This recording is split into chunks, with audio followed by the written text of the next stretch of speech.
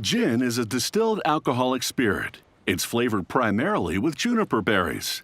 In fact, the word gin is believed to come from jenever, the Dutch word for juniper. It's the base for many popular mixed drinks such as the martini, the Singapore sling, and of course, gin and tonic.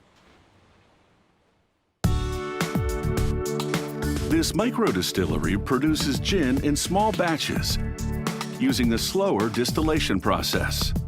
They don't add any sweeteners, artificial flavoring, or coloring. At this distillery, everything is done by hand, starting with the main ingredient, juniper berries. Then spices are added, dried angelica plant roots, coriander seeds,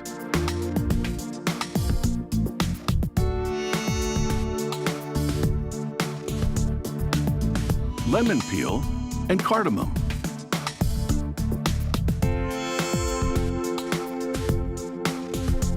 All these ingredients go into a 90-gallon copper still. A spirit distilled from fermented grain is already in the still. It's completely tasteless, but has an alcohol content of 95%. To lower the alcohol level to 40%, they've diluted it with spring water. Now they prepare to redistill with the spices. This gives the spirit its distinct gin flavor. To do this, they slowly heat the bottom of the still. In about an hour, the alcohol boils and begins to evaporate. They continue distilling for about 6 hours, constantly monitoring the temperature. If the temperature reaches 212 degrees, the water will also evaporate, ruining the batch. The alcohol steam rises up and out of the still through pipes leading to a chilled stainless steel tank. When the hot steam hits the cold, it condenses back to a liquid, creating gin.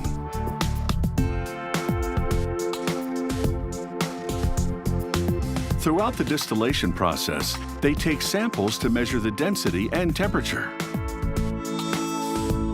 These readings reflect the current alcohol level. They adjust the distillation speed as required to produce a target alcohol level of 76%. Only the middle of each batch, known as the heart of the distillation, is collected.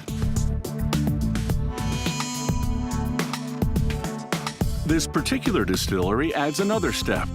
They infuse the gin with raw parsnips. This gives it an earthy flavor and subtle floral aroma.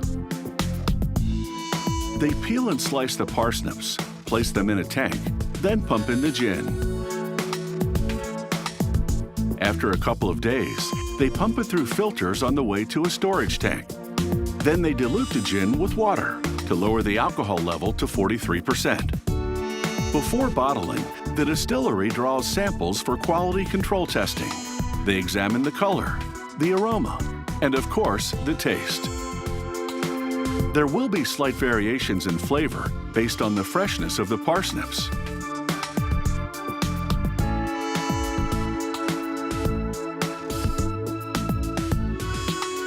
This microdistillery has no automated bottling line. They fill the bottles by hand, only 6 at a time.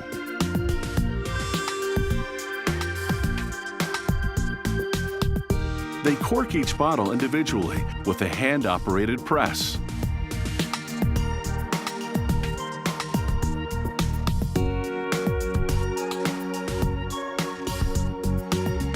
They apply a plastic sleeve, which they heat shrink tightly over the neck.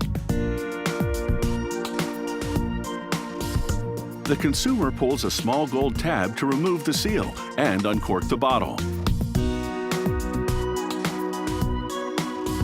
This hand-operated machine labels one bottle at a time.